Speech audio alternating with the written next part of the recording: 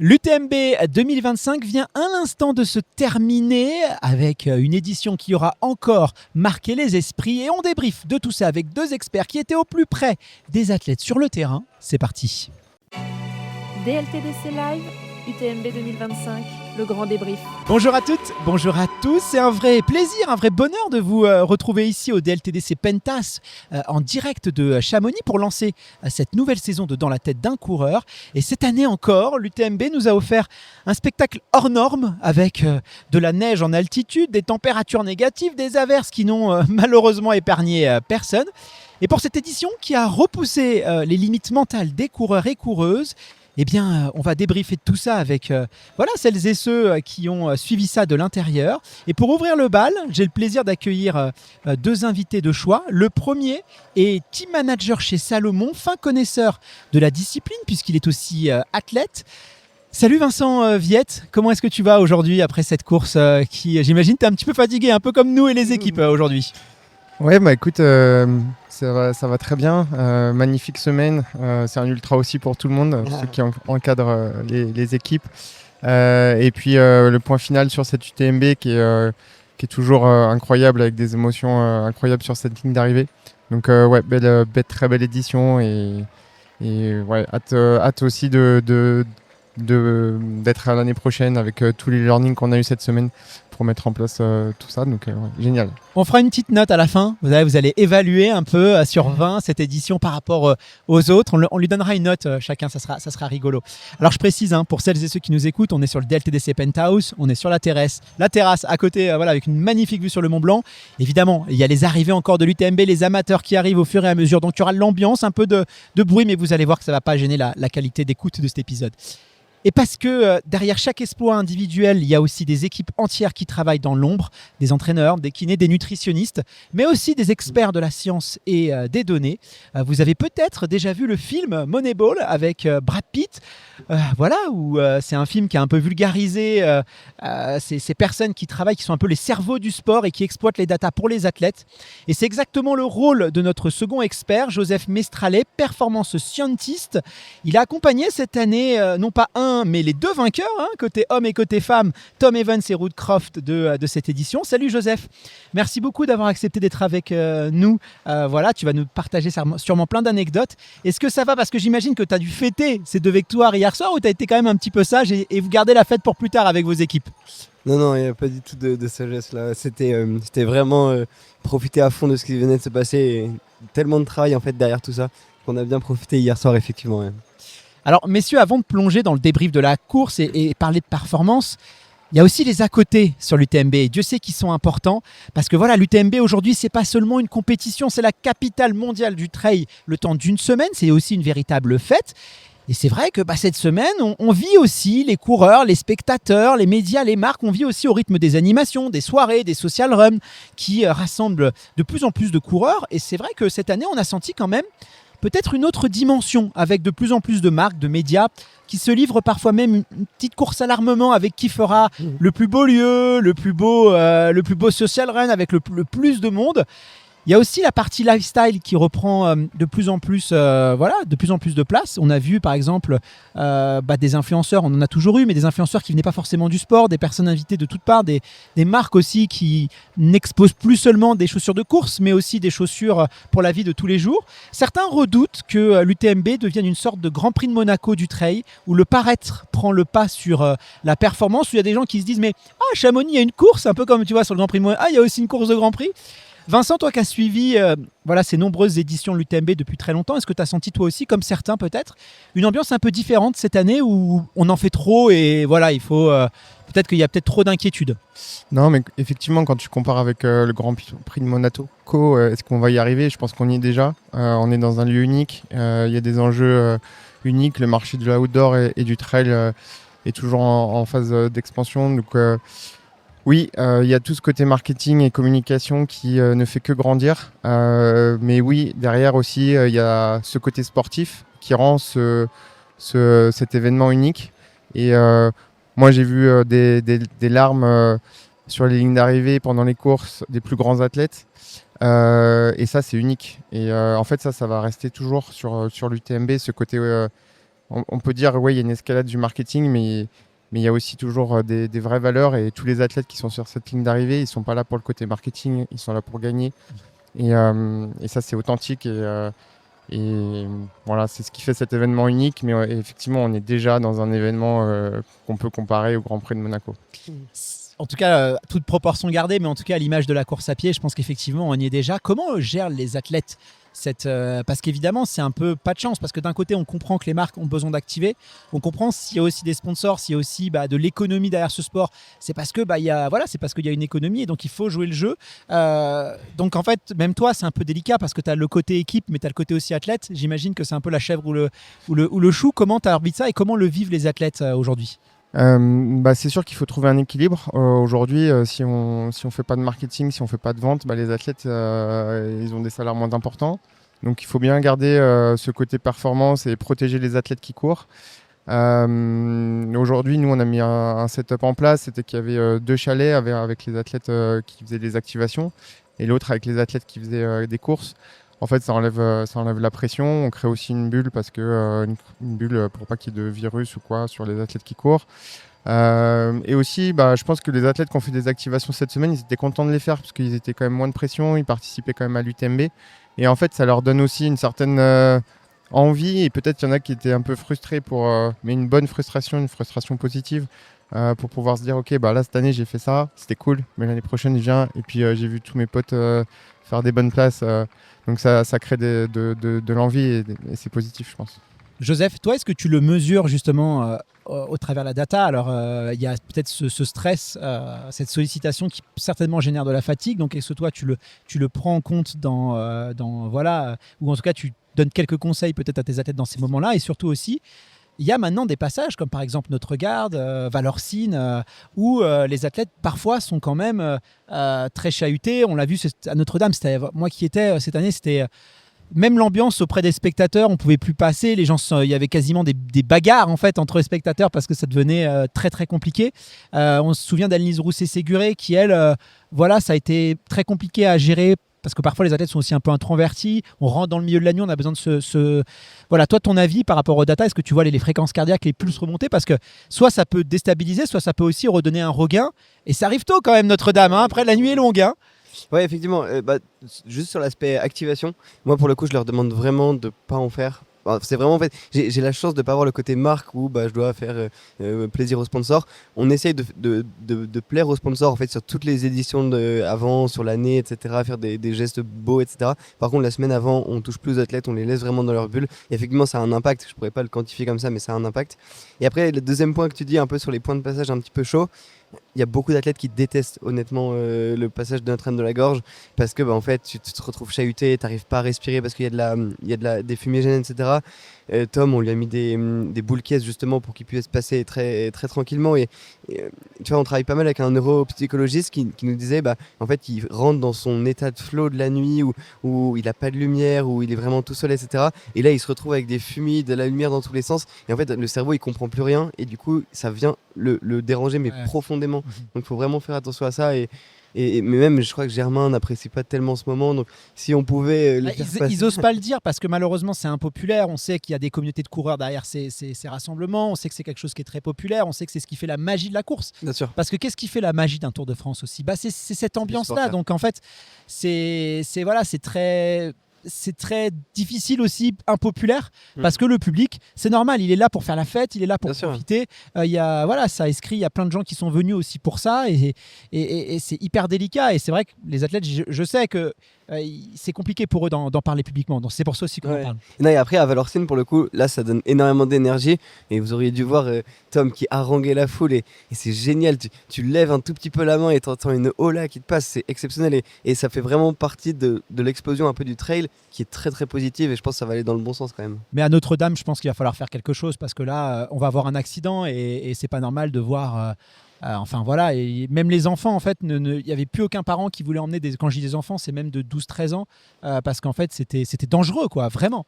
Ouais, moi je suis assez d'accord. Notre-Dame, en plus, c'est une réserve naturelle. Il y avait beaucoup d'alcool aussi dans les supporters, c'était fin de soirée. Je pense que c'est quelque chose qu'il faut discuter tous ensemble. J'y étais, c'était à la fois génial, mais aussi assez dérangeant. Le top 10 hommes-femmes, en plus, il y avait des conditions, il pleuvait des cordes. Ils étaient vraiment focus. Ils n'ont pas trop apprécié, je pense. Il n'y a aucun du top 10 qui a levé les mains ou quoi. Moi, je sais qu'il y a 2 ans, il y a Mathieu qui s'est fait marcher sur son bâton. Son bâton était tordu. Si son bâton il se casse à cet endroit-là, la course elle est pliée. Donc effectivement, je pense qu'il y a des discussions à avoir sur cette partie, mais à la fois faut trouver le bon équilibre parce que ça fait partie aussi de la fête et ça fait partie aujourd'hui de l'UTMB. Donc il faut arriver à garder ces côtés-là, mais en respectant chacun. Ouais, et puis surtout l'entrée de la nuit, comme tu le disais. Je pense que. Alors, avec dans la tête d'un coureur, parce que les médias, on a aussi nos responsabilités. Nous, on a fait le choix de ne pas diffuser d'images, donc de ne pas envoyer de vidéastes justement à cette partie-là. En tout cas, on est resté sur la partie avec les anneaux en bas, mais on a fait le choix. Je pense que nous aussi, les médias, on doit se remettre en question par rapport à ça. Tu parlais des animaux, mais c'est extrêmement important. Il faut savoir que les animaux s'adaptent assez bien en fait à l'humain. Voilà, on cohabite ensemble. Et donc, pendant cette semaine de l'UTMB, en plus, c'est la période de reproduction pour beaucoup d'animaux, ils vont plutôt privilégier la nuit. C'est là où ils vont avoir leur tranquillité. Donc, forcément, quand la nuit, c'est les seuls moments, en fait, ils sont en surstress tout le temps. Et pour eux, c'est extrêmement compliqué. Donc, on parle souvent de l'écologie. Voilà, on est sensible ou pas, mais en tout cas, la faune et la flore, il faut avoir conscience de ça. Et je pense que voilà, sur la nuit, c'est pas une bonne chose.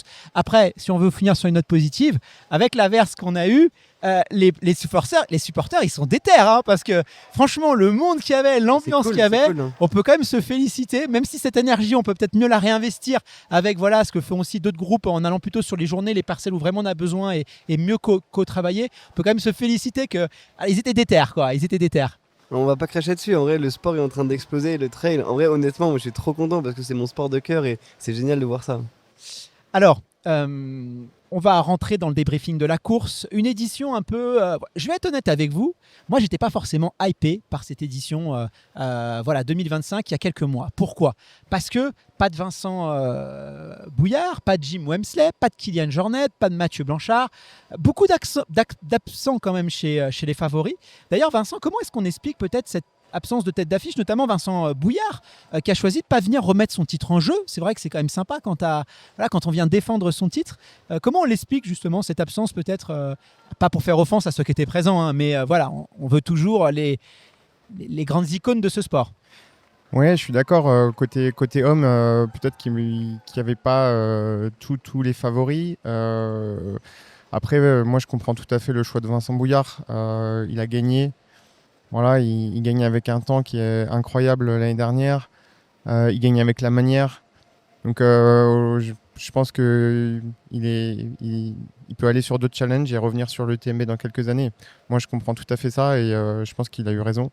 Après, là, tu as parlé du côté homme, mais côté féminin, on avait quand même une grosse start list avec Courtenay, avec Ruth. Franchement, c'était une course incroyable. Et je pense que ce qui s'est passé dans la vallée de la Foulie était dans l'histoire du trail running. Et ouais, on a eu quand même une sacrée bataille chez les femmes. Et oui, mais pas de Katy Scheid. On attend tous un duel Courtenay de Walter, Katy Scheid. On a l'impression... Ruth Croft, bien sûr. Et tu as raison de le dire maintenant avec Ruth, qu'on peut mettre dedans. Est-ce qu'on va aller voir ? Toi qui connais Courtenay, est-ce qu'on va les voir ? Parce que ce que j'ai peur, moi, c'est que ça fasse un peu comme dans la boxe, où les sportifs évitent de se confronter. Est-ce que tu penses qu'on va assister à ce trio de choc maintenant un jour, que ce soit sur l'UTMB ou peut-être sur une autre course, à la diagonale ou peut-être à la hard rock ou la western ? Est-ce que c'est un choix, à ton avis, de garder un peu de qui est la meilleure, de garder un peu un suspense, de pas créer de confrontation ? Je pense qu'il y a peut-être quelques athlètes qui y pensent. Après, quand tu t'inscris à l'UTMB, tu sais que voilà, c'est la plus grosse course de l'année, c'est la plus grosse course au niveau pression, médias, il y a tout le monde. Voilà, c'est là où il faut aller, je pense. Si tu veux cette confrontation des légendes, des plus grands athlètes du monde, j'ai beaucoup de respect pour la Diag, pour la Western, pour tout ça, mais l'UTMB, ça reste la finale, ça reste... la course iconique et c'est là qu'il faut aller. Donc moi, Katy Scheid, elle n'est pas venue cette année parce qu'elle a fait d'autres choix et en fait elle a eu raison aussi parce qu'elle a gagné la hard rock, elle avait gagné l'année dernière en faisant un temps record. Donc aussi c'est des plans de carrière et je pense que Katy, elle n'est pas là, c'est pas parce qu'elle voulait pas se confronter. Je pense qu'elle n'est pas venue parce qu'elle a fait d'autres choix. Et en fait, elle a eu raison parce que, encore une fois, elle a gagné l'Hard Rock et voilà, elle viendra l'année prochaine. Mais c'est très difficile aujourd'hui. Là, tu rentres sur un point qui est la confrontation des calendriers. Et aujourd'hui, il y a quand même énormément de courses. Et c'est difficile de jongler avec tout ça et il faut faire des choix.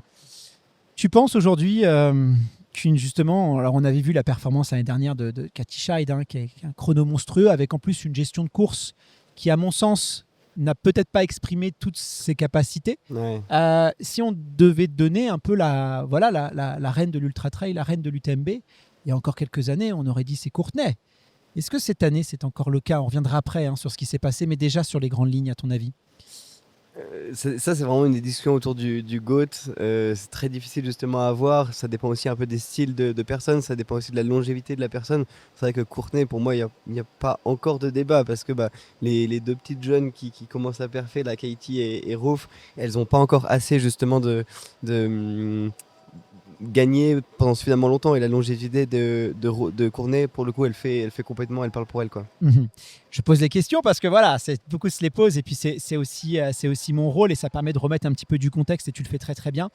Je reviens quand même sur les masculins. On a finalement le podium n'était pas présent, pas de Vincent, pas de Baptiste aussi, ni Lopez, je crois. Joachim, excusez-moi, je suis un petit fatigué. Joachim Lopez qui était présent mais qui a fait le choix, je crois, de s'aligner sur l'OCC. On parle beaucoup aussi des mondiaux d'athlètes sur la partie trail, où justement les athlètes n'avaient pas le droit de concourir, justement pour les préserver. Du coup, c'est vrai qu'il fallait aussi venir peut-être pour les championnats de France, ce genre de choses. Voilà, est-ce que finalement c'est une bonne chose? Est-ce que on va vraiment avoir des athlètes très reposés, ce qui était un petit peu la stratégie, ou est-ce que finalement c'est quand même un peu compliqué cette donne et que ça risque de poser question dans les années à venir? C'est quoi ton regard par rapport à ça? Parce que finalement, on s'est peut-être privé d'un Vincent aujourd'hui, quoi. Oui, c'est sûr. Après, chacun protège un petit peu ses intérêts. L'équipe de France et Adrien Séguré a mis quelque chose en place pour que ces athlètes a mis une stratégie en place pour que ces athlètes en équipe de France soient au top niveau au championnat du monde. Je pense qu'il a eu raison parce que les courses de l'UTMB, en fait, il faut penser à ça toute l'année, c'est physiquement et mentalement.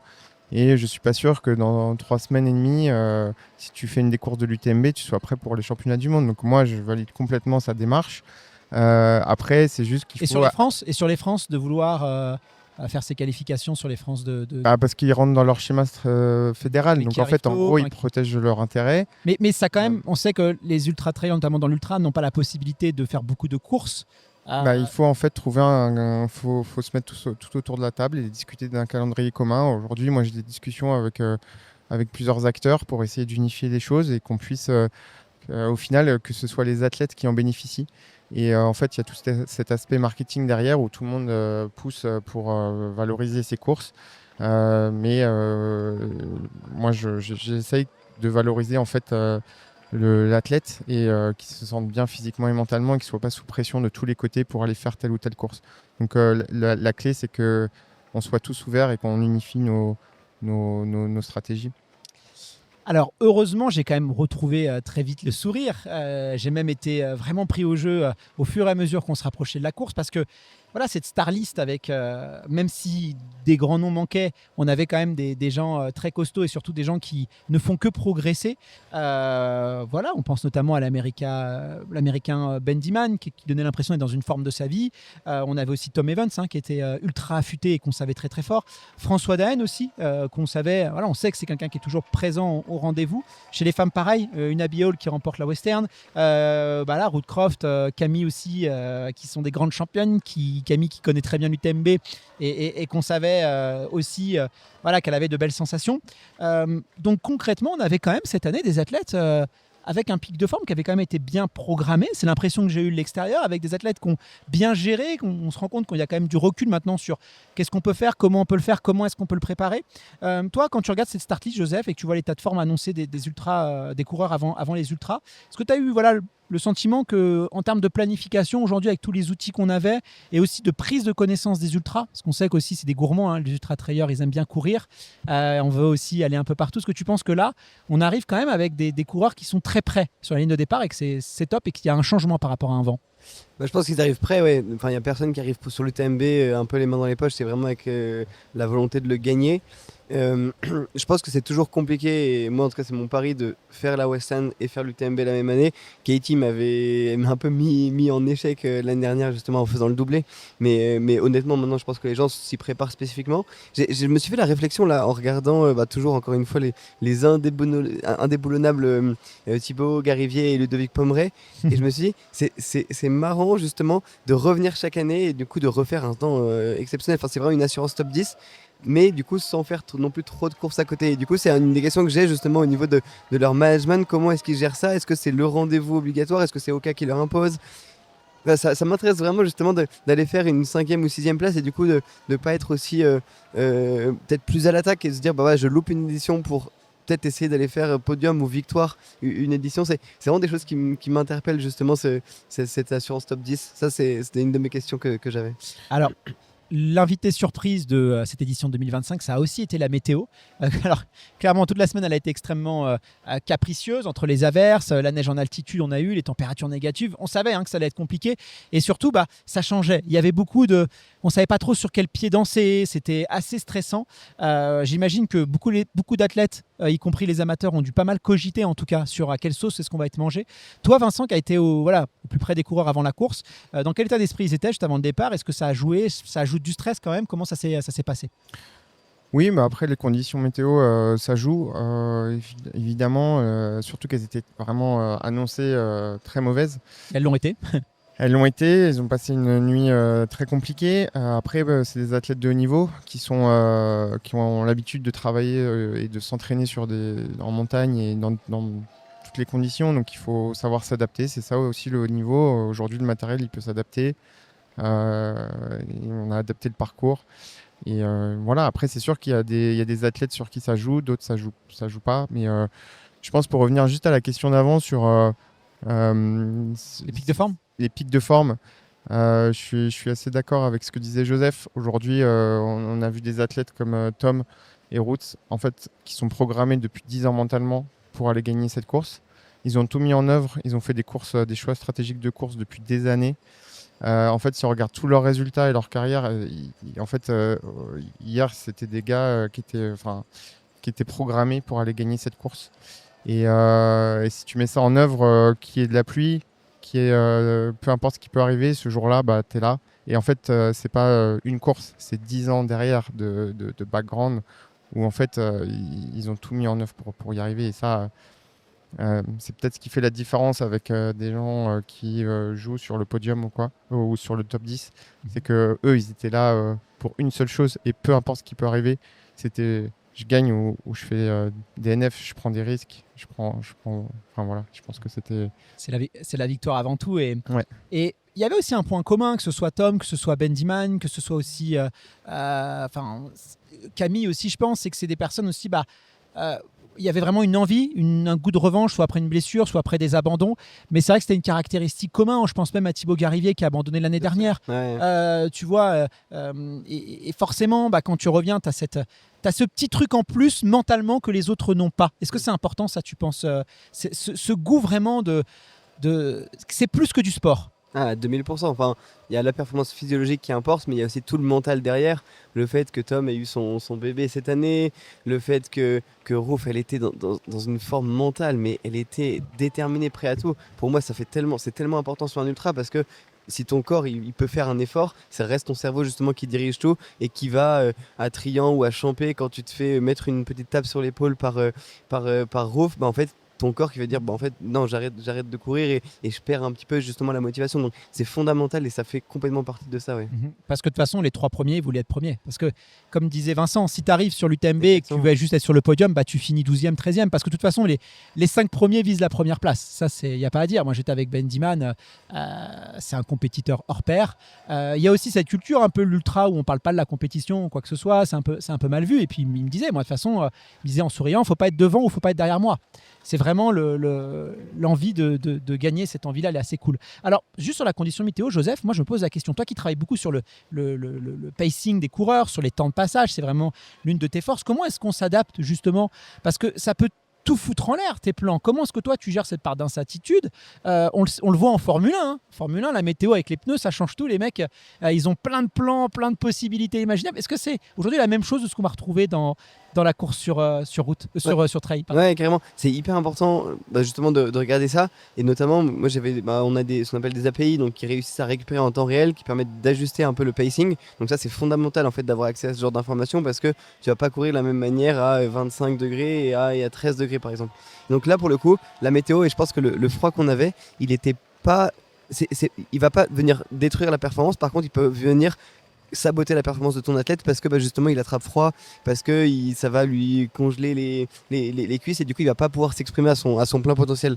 Donc effectivement on a regardé pas mal ça et moi j'ai pris le choix de plus les couvrir et notamment Tom justement d'aller perdre de la performance là-dessus parce qu'on voulait le mettre dans une bonne condition pour passer le Grand Col Ferret et après de dérouler derrière et de réussir à faire le plan. Donc vraiment le plan c'était vraiment d'essayer d'être le plus réglo possible et c'est ça qu'on a donné. Même nous les coureurs amateurs on peut être confrontés sur un trail, sur un marathon, tiens la veille ils annoncent de la pluie, ils annoncent du froid, quel conseil tu pourrais donner aux gens justement pour... en plus, je faisais un tour dès que je voyais un mec qui fait l'UTMB, c'était très pessimiste. Ça c'est important aussi de faire attention à qui on parle. Parce que les mecs, ils déchargent aussi son stress. Ah, t'as vu, ça va être horrible, ça va être machin. Voilà, quel conseil tu pourrais donner justement aux gens s'ils sont face à ça, voilà, une mauvaise condition, comment est-ce qu'on le gère? En soi, on fait du trail parce qu'on adore la montagne. Et le but, c'est vraiment de passer du bon temps en montagne. La montagne, c'est aussi le mauvais temps. Il faut juste bien se couvrir. Pas avoir peur d'adapter. Pardon ? Pas avoir peur d'adapter. Oui, c'est ça, en vrai, il faut s'adapter. Puis même s'il faut couper, s'il faut s'arrêter dans un refuge ou quoi, ça fait partie justement du truc.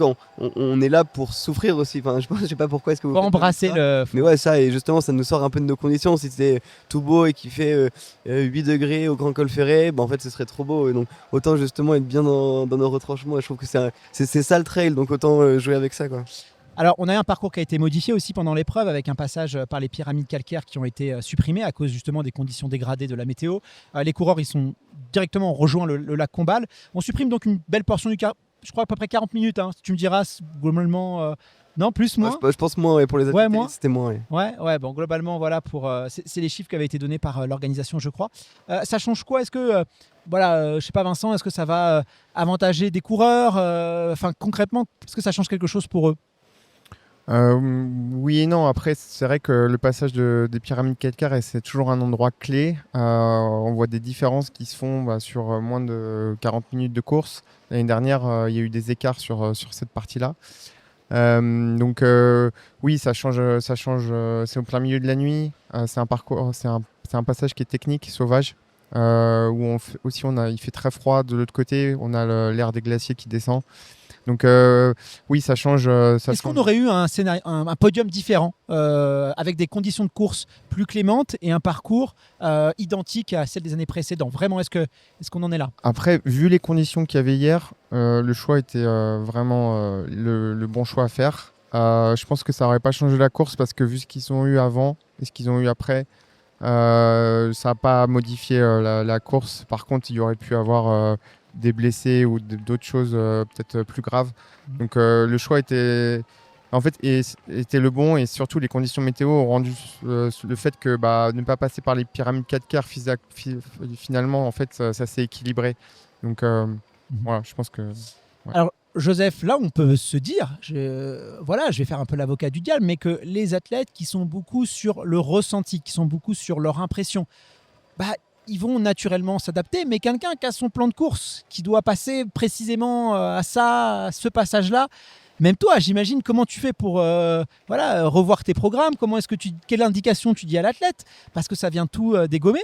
Est-ce que là, l'histoire nous a dit que non, mais je pose la question, est-ce que là, on n'atteint pas une limite, justement, c'est l'adaptabilité?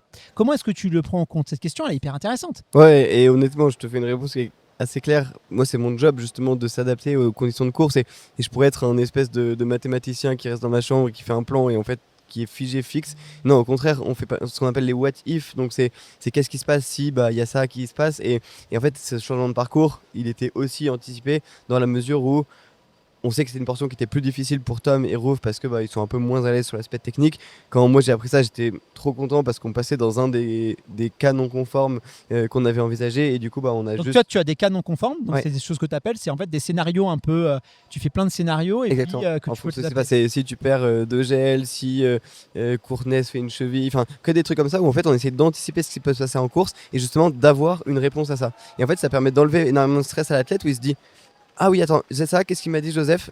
Je peux prendre telle décision et il a pas à gamberger, à se dire ok c'est une situation. Donc ça les a pas stressés. Non, non, non. Voilà, ils ont. Et même moi j'étais archi content et eux aussi parce que c'est vraiment un passage qu'ils apprécient pas forcément donc il leur a permis d'être vraiment vraiment bon je pense. Alors Vincent, forcément, avant le départ, tout le monde s'est dit c'est des conditions parfaites pour François parce qu'il connaît l'UTMB comme sa poche. On sait qu'il est capable d'affronter des conditions très dures et on l'a vu justement sur le Tour des Géants. Courtney, pareil. Voilà, là l'expérience c'est quand même un vrai plus parce qu'on connaît, on sait les pièges. On attendait beaucoup, notamment François Daen. Voilà, c'était beaucoup de personnes disaient que ça allait tirer son avantage du jeu. Je sais aussi que ça n'a pas dû être évident pour lui parce que dans la presse, on a vu quelques articles qui sortaient où on le remettait un peu en question sur ses performances. Ce qui est dur quand même pour un athlète qui a un tel palmarès, qui a tout fait et quand on se dit tiens, il serait plus adapté à des formats rapides, que maintenant il y a des jeunes, que ça va plus vite. Pourtant, moi, j'avais eu vent de ses séances, je savais un petit peu ce qu'il avait fait et je savais qu'il était en très, très, très, très, très grande forme, qu'il était même peut-être dans la forme de sa vie pour cette UTMB, avec des conditions météo difficiles, l'expérience, tout était normalement aligné pour une victoire en 2025. Et hélas, un abandon. Qu'est-ce qui s'est passé? Est-ce que tu peux nous en dire un peu plus sur la course de François? Pour être honnête avec vous, François a failli pas prendre le départ. Il avait des problèmes physiques. Effectivement, ces dernières semaines, il était très fort, ça s'est très bien passé. Ça s'est un peu dégradé ces derniers jours, les 10 derniers jours, au point de se poser la question de prendre le départ. Effectivement, beaucoup de pression parce que le comeback après 2 ans de blessures assez lourdes, des fractures, multiples fractures et tout ça. Donc oui, il y a eu beaucoup de pression autour de François. Moi, j'ai un immense respect sur ce qu'il a fait parce qu'il a quand même été au départ sachant que ça allait être très compliqué vu le niveau, vu les enjeux, vu la pression. Et voilà, il a essayé et surtout qu'aussi il avait cette pression de se dire ok moi j'ai déjà gagné alors que tu as des gars aujourd'hui qui ont les crocs et où on élève le niveau aujourd'hui au niveau performance. Donc voilà, un immense respect pour François qui a tenté. Voilà, ça n'est pas passé physiquement, mais voilà. Alors voilà, est-ce qu'on reverra François? Parce qu'effectivement, il y avait ces rumeurs qui commençaient à circuler à partir de jeudi, qui serait blessé. La réalité, c'est quand même, il a passé des très belles séances. Il est revenu fort, même plus fort, et c'est souvent le cas après des blessures, avec, j'imagine, de la fraîcheur et de l'envie. Ça doit pas être évident aussi, parce que quand tu te sens prêt, ça, on l'a tous vécu. En plus, tu reviens de blessure, tu dois repartir. Je dis pas de zéro, parce qu'on part jamais de zéro, mais il faut quand même refaire des séances un peu dures. Il faut se remettre dans le mal. Le corps, il est feignant, il perd ses automatismes, il faut se remuscler. C'est un travail énorme qu'il a fait sur toi. Voilà, il a passé 25 ans, donc c'est encore plus dur. Il a surmonté tous ces obstacles, et en plus, je crois, c'est sur la fin, la blessure. C'est l'information que j'ai eue, c'était plutôt sur la fin. C'est extrêmement cruel. Comment est-ce qu'il va, déjà, humainement? Je pense qu'il est très déçu. Physiquement, effectivement, il n'a pas grand-chose, mais mentalement, il est vraiment impacté. Voilà, après, c'est un athlète de haut niveau. J'ai vraiment confiance en lui, il va rebondir. Et je suis persuadé qu'il peut encore faire un UTMB en 20 heures. Donc, on reverra François surmotivé. Donc, il reviendra et l'objectif, c'était quand même un moins de 20 heures. C'était ça. C'est quand même quelque chose qu'il a à cœur de montrer qu'il est capable de descendre lui aussi sur les 20 heures parce qu'on sait plus ou moins qu'il l'a fait de par le parcours et voilà, l'autre distance. Mais la réalité, c'est comme ce chrono-là d'aujourd'hui, malheureusement, avec un parcours qui change. On sait qu'il l'avait dans les jambes, mais nous, les médias, on ne peut pas. Voilà, officiellement, c'est compliqué. Donc, il veut montrer quand même qu'il est capable de le faire. En tout cas, si tu veux gagner, c'est sûr que maintenant, c'est cette barrière et ça va encore descendre au fur et à mesure des prochaines années. Donc, ouais, si tu veux gagner, il faut aller sur cette barrière. Et puis, donc voilà, du coup, ça, tout le monde l'a en tête et François l'a aussi dans 50 Pour mètres. moi, son chrono de 2017, il est déjà sous les 20 heures. Tom, là, cette année aussi, je pense qu'il y Oui. passe avec le changement de parcours. Mais je pense que oui, il a déjà montré qu'il est largement capable de le faire. Même, je pense qu'il est bien en dessous des 20 heures avec son 19,01. Ouais. Mais c'est un. Alors c'est drôle parce que c'est vrai que le chrono n'avait pas forcément sa place dans on va dire pas le trail antique, on va dire, mais c'est vrai qu'aujourd'hui on parle de plus en plus de chrono et de repères, même si c'est un peu ridicule parce que d'une année à une autre, c'est même totalement ridicule en vrai. Mais c'est vrai que ça fait toujours plaisir, tu vois. Là j'imagine Tom, c'est pareil. Voilà, on va lui répéter que c'était pas le bon parcours et ça restera dans l'histoire. C'est le gagnant, mais sur un parcours modifié. Ça doit être un peu chiant quand même. Je sais pas si c'est chiant, lui, en vrai, il s'en foutait du temps, il s'il voulait avait gagner. fait 22 heures. Enfin, moi, j'avais vraiment défini son plan de finish. Et tu parlais justement de faire premier ou quoi. En vrai, lui, il m'a dit, ça faisait 2 années qu'il abandonnait. Et donc, vraiment, il avait quand même cette pression de finir.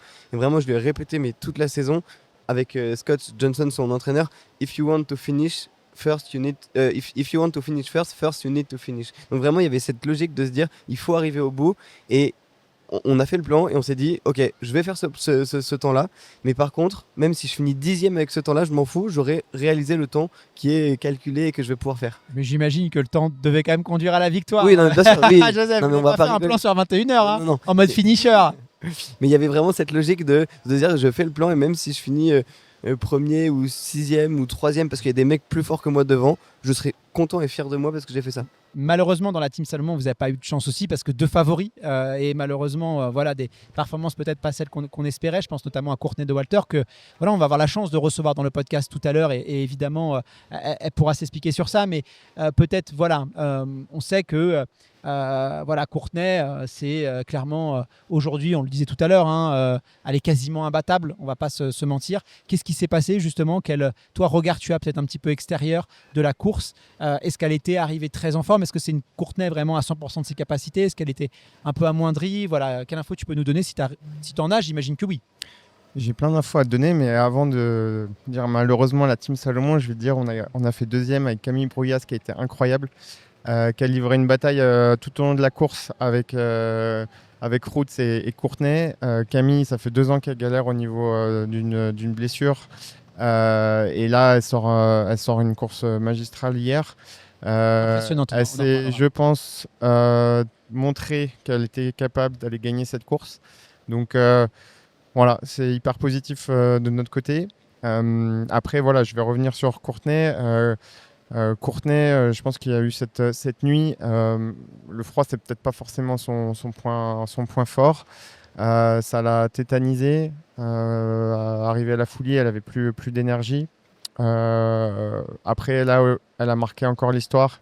Parce que quand on voit qu'elle finit, elle est encore dans le top 10. Elle finit dans des conditions incroyables. En fait, ça nous montre qu'avant d'être une athlète de haut niveau, ça reste une femme. Et ça, franchement, ce qu'elle a fait hier, c'est immense respect. Et on est vraiment très très fiers de cette équipe entre Camille et Courtney, François et Lucie aussi qui fait 7e. Nous, on est vraiment très satisfaits et surtout de la manière dont ça a été fait. Donc voilà, on a une énorme team spirit dans l'équipe et c'est génial d'avoir vécu cette course. Il y a la performance, mais il y a la dimension humaine. C'est vrai qu'une grande championne comme ça, qui a l'humilité d'aller finir la course, de faire face aux difficultés, de continuer jusqu'au bout. Et quand on voit l'engouement, parce que il y avait des rumeurs comme quoi elle aurait abandonné vers 18h, il y a des journalistes qui sont partis. Et moi, voilà, je l'ai vu, les rues étaient, se sont légèrement un peu vidées, forcément, les élites étant arrivées. Et à l'arrivée de Courtney, le monde qui est revenu l'acclamer, les Chamonix était plein. Il y avait plus de journalistes pour l'arrivée de Courtney que pour l'arrivée de la première homme et première femme. C'est dire à quel point déjà le charisme de Courtney et aussi comment les gens sont là dans les bons et dans les mauvais moments parce qu'il y a cette humilité, il y a ce côté, cette dimension humaine. On sait que c'est quelqu'un qui est très sur l'affective, on la voit s'arrêter, faire des câlins aux gens, profiter du monde. Et ça, finalement, c'est des histoires incroyables, quoi, parce que le sport, c'est donner des émotions, évidemment par la performance, mais aussi par les histoires humaines. Et sur ça, évidemment, c'est carton plein, quoi. Et c'est beau. Ouais, bah c'est sûr que ce qui s'est passé hier, c'est incroyable. Et quand on parlait en début de ce podcast du marketing et tout, en fait, ce qui fait de la différence de cette UTMB, c'est que on a des histoires de vie qui sont incroyables, une authenticité. Courtenay, elle est authentique, elle respecte tout ça. Et en fait, c'est comme ça qu'elle est inspirante, c'est qu'elle est vraiment authentique. Et ce qui s'est passé hier, je pense que ça fait partie de l'histoire de l'UTMB. C'était magnifique et c'est un très très beau moment de sport et elle nous racontera justement dans la partie 2 de cet épisode comment est-ce qu'elle a vécu ça elle de l'intérieur. Alors je passe à la course, le départ est donné à 17h45, un petit peu plus tôt cette année pour l'UTMB. On a très vite un petit groupe qui se forme de tête, on retrouve je crois Aurélien Dunant-Palaz et Ludovic Pomeray. Alors on va savoir ce qui lui est passé par la tête. Ludo il s'est dit je vais passer en 3e position à Saint-Gervais, il a peut-être voulu faire un petit là, il a essayé de montrer qu'il était capable de lui aussi partir très vite. Néanmoins, on avait un petit groupe de cadors qui était resté un petit peu en retrait. Où là, on a retrouvé tout le monde, Tom Evans, François, Ben Diman, qui avait formé un petit groupe compact très vite. On a une course qui se dessine. Et là, avant d'arriver à Courmayeur, nous, on passe le tunnel du Mont Blanc. On réallume la connexion, il n'y a plus de Starlink, il n'y a plus de réseau Wi-Fi et on met le classement et on voit un petit Français, un Théo Détienne, qui arrive en tête à Courmayeur. Hyper impressionnant et forcément on pense à Vincent Boyard de l'année dernière. C'est pas lui qu'on attendait, c'est lui qu'on voit. Qu'est-ce que vous en avez pensé là à ce moment-là? Vous, qu'est-ce que vous vous êtes dit quand on voit le Théo là qui arrive à Courmayeur? Courmayeur, il y a quand même des kilomètres, puis on a du beau. C'était quoi vos impressions, Vincent? J'imagine que tu as dû regarder ça. Ouais, je pense que Joseph, il a une meilleure réponse que moi parce que derrière c'était Tom. Ouais, non, pour le coup, moi, j'avoue que je n'ai rien à faire du classement à Courmayeur, ça ne vaut absolument rien. Ce qu'il faut, c'est. Tu peux pas dire ça, c'est pas vrai. C'est pas vrai. On dit souvent que la course commence à Courmayeur, c'est vrai. Mais aujourd'hui, ça va quand même beaucoup plus vite. Regarde, Vincent, Hélène Bouillard, il est arrivé à Courmayeur en tête. Ouais, non, moi, en vrai, pas surpris du tout de ce qui s'est passé. Et moi, c'est un choix. Pour moi, c'est plus un choix qu'un classement en tant que tel. Donc moi je l'ai vu arriver, moi j'étais plus intéressé par comment est-ce qu'il allait faire son ravito et surtout la lucidité qu'il allait avoir. Ça c'est plus des informations qui sont intéressantes pour moi. Et moi je l'ai vu, il arrive. Qu'est-ce que tu as pu il change pas de t-shirt, ça m'a vraiment surpris pour le coup. Parce que surtout dans des conditions de froid comme ça, c'est quand même hyper important justement de bien gérer sa thermorégulation. Moi je l'ai vu, la seule chose qui m'a surpris, il a pas mangé de solide aussi, donc assez surprenant parce que sur un UTMB en fait on peut pas manger quand on court parce que il y a de trop gros morceaux donc on n'arrive pas à mâcher. Donc il faut vraiment utiliser les ravitaux pour au moins faire quelques bouchées de solide. Et après Tom est arrivé et là pour le coup il était d'une lucidité totale, il m'a demandé comment... On va parler de Tom mais juste on reste sur Théo. Juste... Donc, comment tu l'expliques, toi? Pas changer de t-shirt, est-ce que c'est quoi? Est-ce que c'est le staff qui a oublié? Non, est-ce que c'est un manque de lucidité? Il va pas se... Comment toi tu interprètes ça? C'est ça qui est... Non, peut-être une volonté de gagner un peu de temps. D'accord. Pour moi, je pense que c'est une erreur. Après, ça dépend de tous les profils. Je jette pas la pierre. Mais en tout cas, moi, je l'ai juste vu passer là. Et j'ai pas eu... Ouais, je me suis pas fait de remarques particulières. Je me suis dit, il a fait ce choix-là de passer à cette heure-là. On va voir ce que ça va donner sur la fin de la course. Alors, on a quand même un Théo Détienne qui sort de Notre-Dame en 3e position, qui quand même a maintenu sa place assez longtemps. Moi, je veux pas qu'on tombe dans la caricature. Enfin, c'est mon impression. Je pense quand même qu'il a fait une grosse course, tu vois, sur les premiers passages. Je pense aussi qu'il veut envoyer, c'est peut-être pas passé aujourd'hui, mais voilà, en tout cas, il est quand même sorti de Notre-Dame en 3e position, avec finalement peu d'écart aussi sur Ben. Ça n'a pas non plus explosé très très vite. Alors pour revenir sur la gestion de course, on sait que c'est un personnage un peu particulier, un peu fantasque. On l'a vu sur 100 km, des coureurs aussi qui explosaient tout le temps, qui faisaient ça, et puis un jour ça passe. Globalement, toi, comment tu regardes un peu la course de Théo? Je trouve que quand même, il n'y a pas que du mauvais à apprendre. Il y a quand même une vraie prise de risque. Et en tout cas, je ne le voyais pas si loin. Non, Théo, il a un talent incroyable. Ça, on le sait depuis longtemps. Il était dans le team Salomon avant. Enfin, voilà, c'est un énorme moteur. Il a des qualités. Après, je pense que l'UTMB, pour être devant et pour gagner, il n'y a pas de place au chaud. Donc voilà, c'est son choix, on va dire, de se créer ce personnage un petit peu marketing et tout ça. Tu peux aller gagner le 90 du Mont Blanc et c'est une énorme course. Il a fait un énorme chrono 90 du Mont Blanc. Après pour l'UTMB, voilà, c'est autre chose. Mais je pense qu'hier il a beaucoup appris et je pense que il doit être bien frustré, une certaine frustration qui va lui servir pour la suite.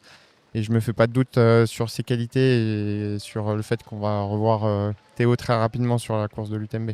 Ouais, après Théo, il a sa personnalité. Je pense pas qu'il joue un rôle. Moi, je pense que vraiment, c'est quelqu'un voilà, qui a peut-être besoin de ça aussi pour se sentir bien. Honnêtement, moi, je te dis la vérité, c'est que j'avais peur qu'on revoie un scénario de course François Daen 2021 où finalement ça se détache. On a pu le voir aussi avec du Pau Capel, Xavier Thévenard, et c'est un peu chiant, quoi, tu vois, c'est-à-dire tu as 9 minutes d'écart, ça se maintient, et puis bon, ça déroule, et puis il se passe pas grand-chose, quoi, tu vois, ça a été le cas aussi un petit peu pendant très longtemps, l'UTMB, des courses un peu ennuyantes. Là, j'avais peur qu'on soit sur ce schéma-là avec Ben et Tom, et il a quand même mis du spectacle, il a quand même donné des émotions aux gens, et ça, je pense qu'il faut le saluer, et je pense aussi que voilà, on a eu des Steve Préfontaine aussi. Moi, je tiens quand même à souligner dans l'histoire qu'il n'y a pas qu'une façon de gagner, Ah non, bien et sûr, qu'on a ouais. des Steve Préfontaine qui étaient capables de partir tout seul. Bon, alors quand il sortait des États-Unis, c'était un peu plus compliqué sur les grands championnats, c'est vrai, mais quand même un Steve Préfontaine qui a eu tous les records des États-Unis, du 3000 mètres au marathon, qui a presque, peut-être pas, mais voilà, les experts me corrigeront dans les commentaires. Et je pense que voilà, on a vu, enfin, je pense que moi, je pense que vraiment, il va encore progresser, qu'on Oui. va le voir. Ouais, c'est sûr. Et je pense Qu'il a même des capacités vraiment pour aller très loin. Mais ça, il a un talent de fou. C'est vrai que je pense qu'il fait aussi beaucoup de bien au trail parce que on a besoin un peu de cette mise en lumière. Moi, j'avoue qu'en tant que team manager ou coach, ça m'énerverait de le voir aller faire des parties de Call of Duty à 2 jours de l'UTMB. Mais c'est aussi son caractère, il a besoin de cette énergie, etc. Donc en vrai, c'est sa façon de marcher, de faire. Et en fait, on fera plus le bilan à la fin de sa carrière. Est-ce que oui, il a converti son potentiel ou non? Mais Après, les réseaux, on sait pas, tu vois, ça reste quelqu'un de très pro, qui s'entraîne beaucoup. Bon, après, écoute, en tout cas, ce serait curieux. Il est le bienvenu. S'il veut en parler, on l'accueillera et ce sera intéressant. Mais voilà, moi, voilà, merci en tout cas, voilà, parce que j'aime bien les athlètes comme ça qui sont capables aussi de rendre les courses. Alors, on va parler de la course. Voilà, c'est ce que j'ai dit, des écarts finalement qui ont été assez maîtrisés. Un Tom vraiment dans la gestion, parfait au millimètre. Un Ben Diman qui donne tout ce qu'il a pour remonter, mais qui malheureusement il a manqué un petit peu. Pourtant, Ben Diman, clairement, voilà, il fait une course magnifique. Sur le papier, il a été monstrueux à la Varedo. On l'a vu aussi, tu vois, avec voilà. Est-ce qu'il n'était pas trop en forme trop tôt? C'est des questions qu'on peut se poser. On sait qu'il a le mental aussi pour gagner. Lui, clairement, je pense qu'il va la décrocher, sa victoire. Est-ce que Ben, tu as cru qu'il avait les possibilités de remonter sur Tom? C'est un gros client. Comment est-ce que Tom aussi a géré ça, la petite case Ben, en sachant qu'il est très très fort? Voilà, est-ce que tu y as cru? Est-ce qu'il lui a manqué un peu de fraîcheur? C'est quoi vos analyses un peu sur la course de Ben Diman, messieurs? Ben, ouais, très, très costaud, c'était un gros client. Moi, je le voyais vraiment dans les personnes qui pouvaient mettre en difficulté Tom. Après, encore une fois, on a vraiment fait le plan de course. C'était courir sa propre course on race et de pas en fait faire attention aux autres. Si Ben avait fini devant Tom et Tom en ayant fait son temps, en vrai, ça aurait été ok aussi. Je pense que non, il est super en forme. C'est juste que voilà, c'est un UTMB, il faut que tout soit aligné dans tous les sens. Il faut être dans le bon jour. Donc j'ai pas débriefé avec lui s'il était dans un bon jour ou pas. Mais honnêtement, non, je me suis vraiment concentré sur la course de Tom, et Tom a pas du tout fait en fonction de lui. Je soupçonne même potentiellement Ben d'avoir couru un peu, sachant que Tom avait un plan hyper millimétré, ISO pacing, de l'avoir un petit peu suivi parce qu'il s'est dit que c'était une assurance de pas partir trop vite. D'accord, ouais, hyper intéressant. Et toi, justement, sur Ben, c'est vrai que il y a la question quand même avec ce qu'il a fait au Lavaredo, on peut pas l'ignorer. Il a fait un tour monstrueux. On est à quelques semaines de l'UTMB. Tu disais tout à l'heure, les athlètes qui ont gagné, c'est des gens qui ont priorisé ça. Est-ce que ça n'a pas fait défaut? On sait que c'est un coureur très gourmand parce que c'est un talent pur qui court depuis finalement peu de temps. On ne sait pas jusqu'où il peut aller, Ben Diman, aujourd'hui. On ne sait pas. Il y a peu de recul sur ses performances. Et c'est quelqu'un qui peut aller très très... Enfin, ça fait quoi depuis 2000? C'est moins de 10 ans qu'il court encore. Donc, et puis ce qu'il a fait dernièrement, c'est quand même monstrueux. Est-ce qu'il n'a pas manqué de fraîcheur? Est-ce que tu penses qu'il avait les armes, en tout cas? Est-ce que sur le papier, il a les armes pour battre un Tom? Je pense que oui. Là, il se construit. Je pense qu'il a un petit peu moins d'expérience que Tom. Ouais, il a un talent énorme. Ce qu'on a vu cet hiver, c'est qu'il a quand même fait un enchaînement incroyable entre la Diag et la Saint-Élion. Entre-temps, il met un semi-marathon 1h07. Derrière, un 10 km à 30,00, enfin moins 29 même, parce que ça a été... Derrière, il fait UTMB Ventoux. Il a fait un hiver ultra propre, mais après, il était focus sur cette UTMB. Il a l'expérience en ayant eu des soucis sur les 2 dernières années.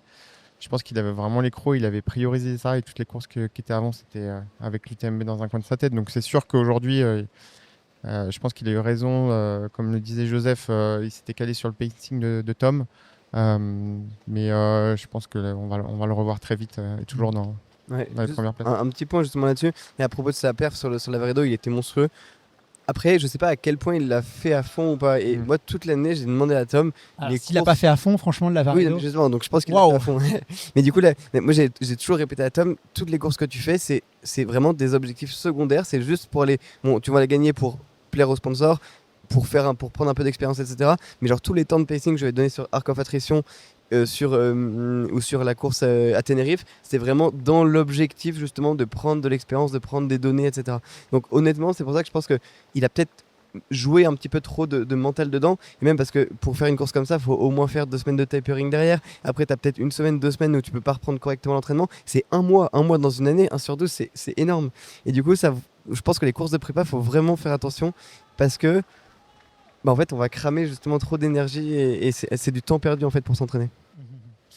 Tom Evans, on peut revenir dessus. Alors, certes, il est arrivé comme favori, mais moi, je me souviens, il y a quelques années, les gens n'ont pas été très tendres avec Tom. Évidemment que c'est un coureur incroyable, mais on le disait trop rapide.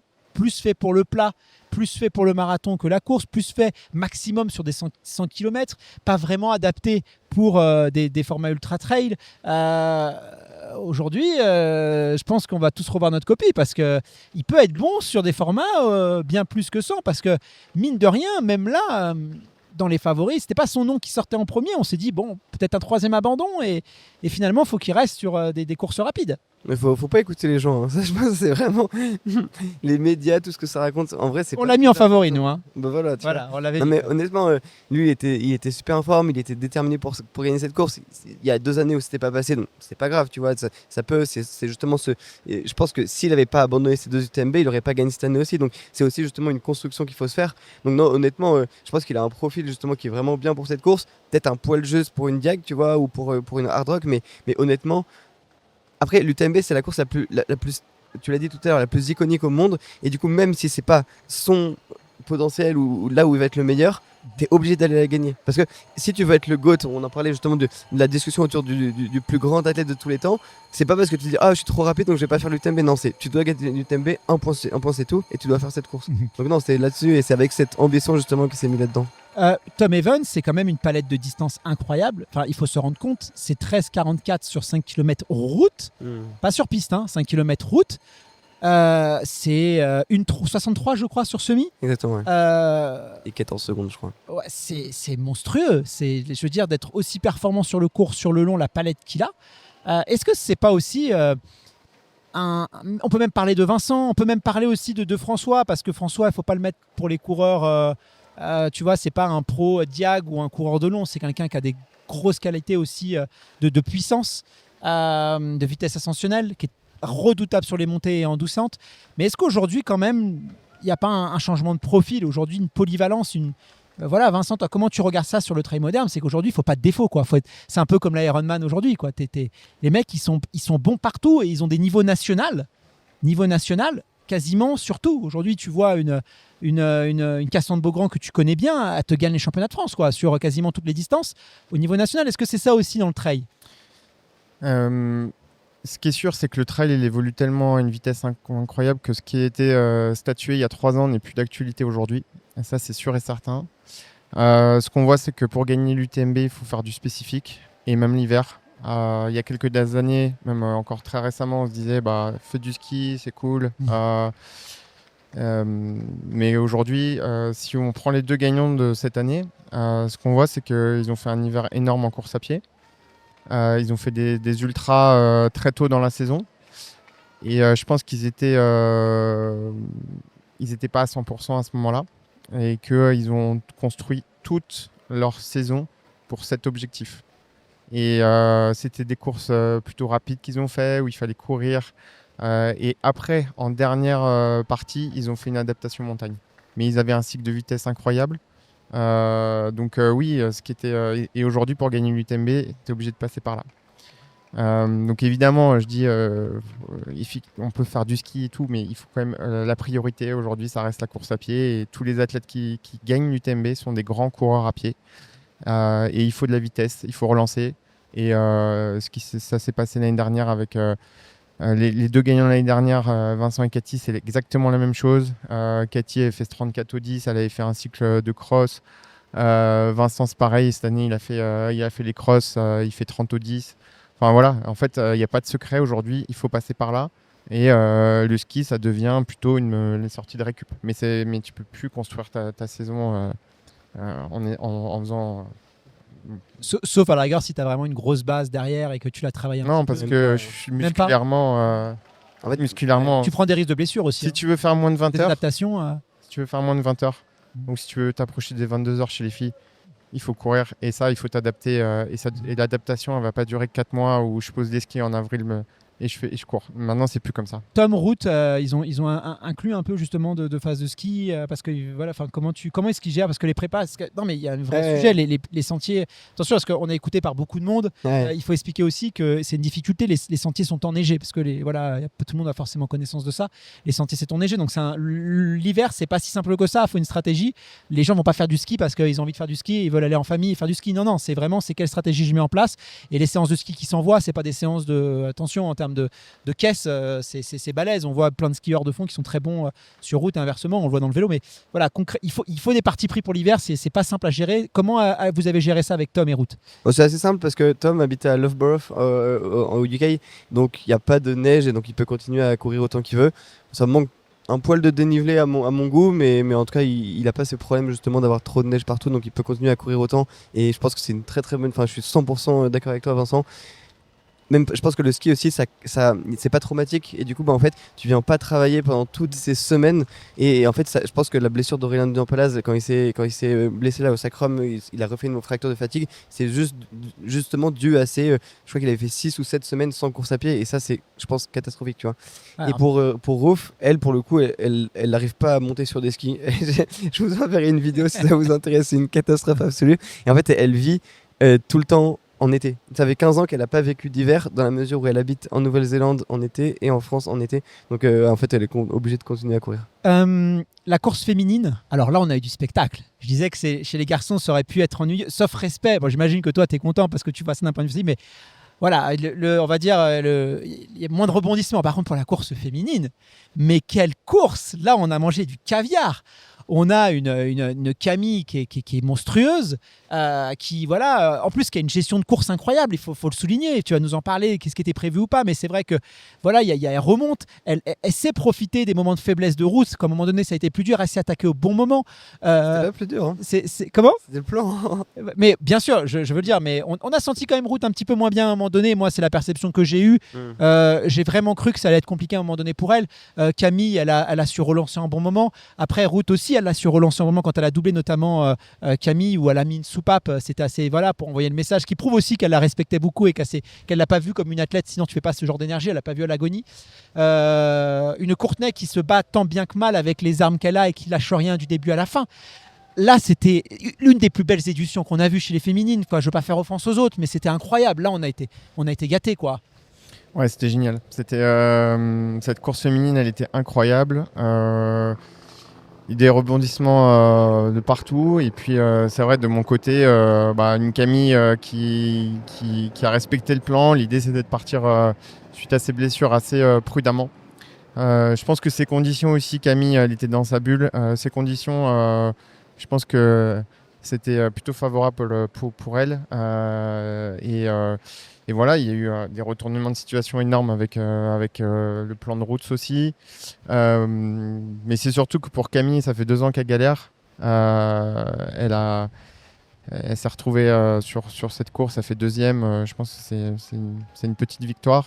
Une grosse victoire. Et je pense que ça lui a débloqué mentalement quelque chose pour la suite parce que ça fait 2 fois qu'elle fait 2 de l'UTMB, 2e de l'Hard Rock.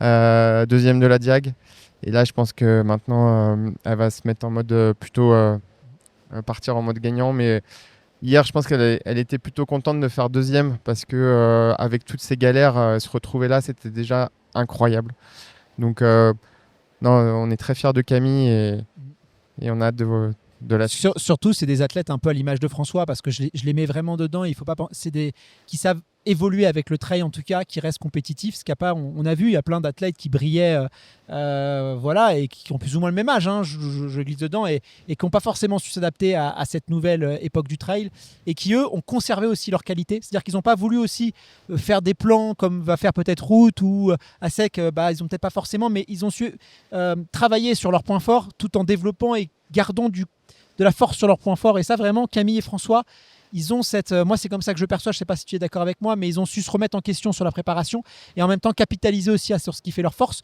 On sait que Camille Bruyas, ce n'est pas forcément la tête la plus rapide face à une Katy Scheid, et elle n'a pas cherché à mimer la stratégie de Katy Scheid, mais tout en ne l'ignorant pas et en s'adaptant aussi, j'imagine. Je ne suis pas dans sa préparation, mais j'imagine que, voilà, c'est...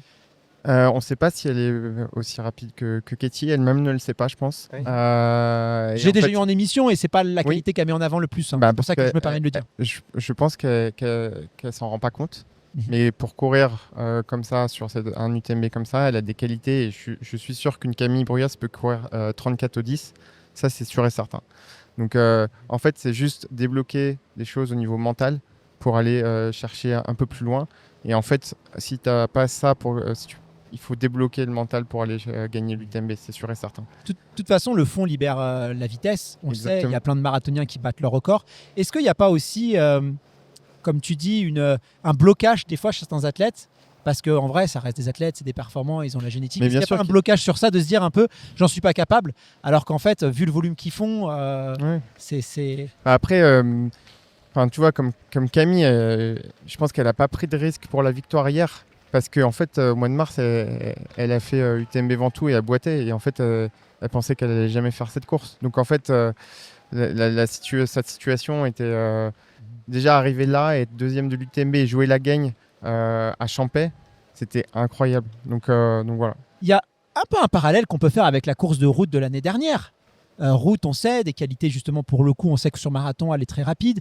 On sait que cette deuxième place, elle était libératrice pour elle. Et si finalement elle réussit à gagner cette année, moi j'en suis sûr, et d'ailleurs je l'avais dit sur le suivi de course, au vu de ce qu'elle a fait l'année dernière, elle a montré qu'elle était capable, a fait deuxième derrière Katy. Katy était monstrueuse et la performance qu'elle a fait, la remontada, et là en fait c'est que du bonus. Tu vois, elle n'a pas à sécuriser comme peut-être une Camille qui est après la blessure. Tu as toujours cette crainte que ça revienne, de machin, donc tu veux, quoi qu'il arrive, évidemment que tu sécurises. Elle était libérée, la Route.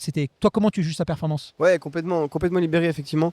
Elle avait en tête qu'elle avait pris de l'expérience en première année, elle avait réussi à faire une deuxième place, donc encore une fois, c'est please the sponsor, c'est s'assurer justement qu'on est capable de faire un gros résultat. Et là, du coup, le but, c'était vraiment de prendre plus de risques. Et c'est vraiment ce qu'elle m'a dit à ce moment-là. C'est justement, on va aller taper un peu plus loin que le potentiel physiologique est capable de nous faire. Bonjour, monsieur. On a un invité surprise. Bonjour tout le monde. On a Tom Evans qui vient de débarquer sur le plateau pour venir saluer Joseph. Oui, Joseph, c'est très bien. My French is not so good, but Joseph, for us, his nickname was the Prince. But now, après le UTMB, he is now the King. Oh, Thank you so much, Tom. C'est extrêmement intéressant ce que tu dis, Tom. Et c'est ma prochaine question avant de se quitter. Il y a quand même un élément déterminant, Joseph, c'est la data. C'est-à-dire que cette année, on a 2 coureurs qui sont suivis, qui sont très pointus sur la data, qui ne caricaturent pas ça aussi, qui ne le voient pas comme un ennemi. Moi, j'ai suivi le live de la course et c'est vrai que des fois, on voyait qu'on rentrait souvent dans la caricature, on opposait les sensations à la performance. Moi, je trouve ça grave. Aujourd'hui, je veux même passer un coup de gueule qu'on a... Il y a toi, il y en a d'autres, tu vois, je veux pas, mais on a quand même les talents, on a les ingénieurs, on a Polytechnique en France, on a les ingénieurs, et c'est comme l'IA. Ça veut dire qu'on a des talents qui vont travailler pour des équipes étrangères parce qu'on n'est pas foutu de les conserver, parce qu'on a des a priori sur la vitesse, sur la data, sur ce genre de choses. Mais on a les talents aussi bien chez les athlètes que chez les gens pour les accompagner. Et aujourd'hui, finalement, c'est un Français qui permet à un Britannique. En plus, on a 2 Britanniques sur le podium. On n'a jamais vu ça depuis la guerre de 100 ans, cette domination anglaise. Tu vois, c'est agaçant aussi. Quelque part, je suis content pour toi. Mais je suis agacé qu'en France, on soit dans la caricature et on oppose les sensations à la data. C'est énervant. Ah, mais je pense que je peux pousser le même coup de gueule que toi. Moi, je pense que c'est pas du tout ma personnalité d'aller me plaindre et de dire que les équipes françaises ou certains coureurs français n'ont pas forcément besoin ou envie. Moi, mon but, c'est plus d'aller montrer que ça marche avec d'autres, en tout cas ceux qui sont prêts à m'écouter, et après, justement, de faire des bons résultats. C'est vrai que je trouve ça un peu dommage d'enlever justement, de dire c'est data vs panache, parce que c'est pas du tout le cas. Et honnêtement, la course de Rouf l'année dernière, et même la course de Tom, elle est passionnante et tellement pleine de sens, de courage, etc. Il faut arrêter, c'est juste, faut utiliser le meilleur des deux, faut avoir de l'esprit trail et avoir un peu de science. Et en fait, on peut faire une tambouille qui est juste exceptionnelle et qui permet de vivre des émotions comme ça. Donc voilà, moi je vais juste montrer. Peut-être que ça va réussir à démocratiser un petit peu. Et le but, c'est que maintenant, dans toutes les équipes, il y ait un data scientist ou quelqu'un qui soit capable d'avoir ce côté mathématicien, mais aussi ce côté terrain. Tu vois. Je le répète toujours, cette double casquette, elle est hyper importante. J'habite à Chamonix. Je vis le trail, j'en fais depuis que je suis tout petit. J'ai fait toutes les recos de l'UTMB avec Rouf et avec Tom. Donc il faut avoir ce côté très, très académique, mais aussi cette expérience terrain. Et quand on a les deux, honnêtement, en fait, je pense que tu peux faire des merveilles. Qu'est-ce que tu en penses, toi, Vincent? Je sais que je me souviens, on t'avait eu il y a plusieurs années sur la Maxi Race, où tu parlais justement aussi déjà un petit peu de vitesse. Tu parlais un petit peu justement que voilà, il fallait suivre l'évolution, qu'aujourd'hui il y avait une augmentation de la performance et que quelqu'un de rapide, c'est pas forcément un mauvais grimpeur, que tout pouvait s'harmoniser. Et je me souviens dans les commentaires, on avait des coachs, on avait des gens qui avaient pris la parole, et des très bons coachs aussi qui sont occupés de très super athlètes et qui venaient en opposition de ce que tu dis. Aujourd'hui, il y a la data. C'est pas nouveau, la data, hein. La data, ça existe depuis très très longtemps dans plein de sports, mais c'est vrai que il y a une inertie un petit peu en France. Toi, comment tu vois ça? Et chez Salomon, est-ce que aussi c'est des choses que vous regardez? Enfin, comme ton regard sur ça? Du coup, ce que j'avais dit il y a 3 ans sur la Maxi Race, je l'assume complètement, et aujourd'hui, je pense qu'on est en plein dedans. Et après, au niveau de la data, pareil, on est en plein dedans. Nous, on a un programme de performance chez Salomon, et je vais pas tout dévoiler, mais on fait. Donne-nous des petites. On fait beaucoup de choses communes à ce que peut proposer Joseph. Et de toute façon, on va être obligé d'aller là-dedans pour aller faire des moins de 20 heures, des moins de 20h30 ou se rapprocher des moins de 19 heures dans quelques temps. Donc forcément la data, forcément l'IA, forcément... tout ça fait partie aujourd'hui du game et va le devenir encore plus, prendre une place plus importante dans les prochaines années. Mais effectivement, il faut aussi garder ce côté authentique, parce que et il faut aussi garder ces données de sensations en montagne, parce que quand tu passes le col de la Seigne et qu'il y a de la neige et qui fait -5 comme on a vu hier, il faut aussi avoir ces sensations et savoir s'adapter. Et ça, le terrain, ça, c'est aussi quelque chose qu'on peut pas enlever, quoi. Il faut moins être caricatural. Et moi, je donne aussi un exemple. Mais cette semaine, on devait faire un podcast justement avec Joseph, avec un athlète, des athlètes qui étaient des athlètes de très bon niveau, des athlètes professionnels, quoi, même, on peut le dire. Et tu vois qu'on refusait justement parce que je connaissais pas leur raison, mais en tout cas qu'on refusait de débattre avec toi. Il y a quand même ce côté un peu rétractaire. Surtout sur l'ultra, on se tire une balle dans le pied en fait si on continue comme ça. Et pourquoi on oppose sensation et data? Ouais, je sais pas, c'est quelque chose encore de très français, et tous les autres pays, notamment anglo-saxons, ils sont beaucoup plus ouverts là-dessus. C'est peut-être quelque chose qui va changer, mais en tout cas, à partir du moment où tu veux même pas ouvrir le débat, pour moi, ça veut dire que soit tu as peur, soit tu fais des choses qui sont pas bien ou quoi. Enfin, en tout cas, t'es pas à même justement d'avoir une discussion carrée et posée. Donc voilà, moi, je fais juste mon boulot de mon côté. Voilà, je peux le dire aujourd'hui, et en vrai on peut dire en voyant les résultats d'hier que ça marche aussi d'une certaine manière.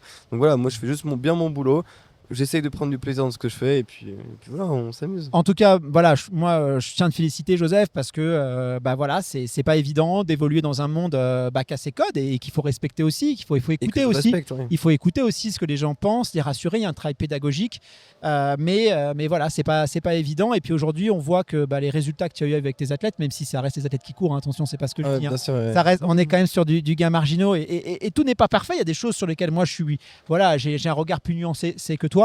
Mais en tout cas, c'est cool parce que par la preuve, tu as démontré, et je pense que on a marqué peut-être quelque chose, je l'espère, et qu'on va moins caricaturer les choses dans les années à venir. Messieurs, avant de se quitter, on avait dit une note. Combien vous l'évaluez sur 20? Voilà, c'est pour rigoler, hein, voilà, faut prendre ça avec légèreté. Mais si vous devez noter cette édition, vous lui mettez quelle note? Moi, je mettrais 17. Ah, quand même. Moi, je dois être à 25 ou 26. Bah, forcément. Non, mais ça aurait pas pu mieux se passer. Mm. C'était de bout en bout toute la semaine, etc. J'ai chialé toute la journée hier, c'était vraiment incroyable. Peut-être un petit manque de densité sur les sub 21h, je pense. Mm. Du coup, il y a eu plusieurs athlètes en 20h40, notamment Ludo, Thibaut, etc. Mais qui correspond en fait pas à un sub 21h si on corrige un peu les temps. Je pense justement un tout petit peu plus de gens proches dans le top 10. Mais sinon, c'est exceptionnel. C'était fou. Ouais, bah écoutez, moi je mets 16, je suis un peu plus nuancé parce que c'est vrai que voilà, pour moi, voilà, c'était peut-être plus de confrontation. Je mets 16 parce qu'il y a eu, voilà, moi c'est les courses que j'aime, c'est quand ça se bagarre. Moi j'ai des souvenirs de Jim, de Jim et de Zach. J'ai des souvenirs de Kylian et de Mathieu.